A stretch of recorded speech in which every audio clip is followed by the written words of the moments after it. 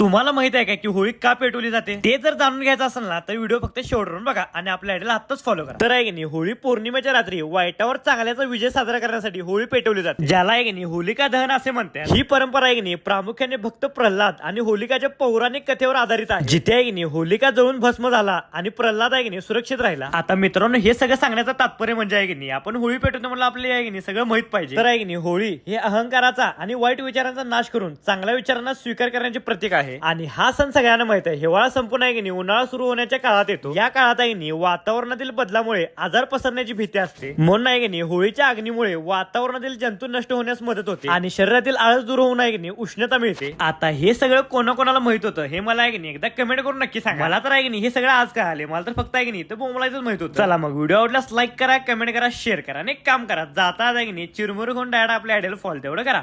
चला.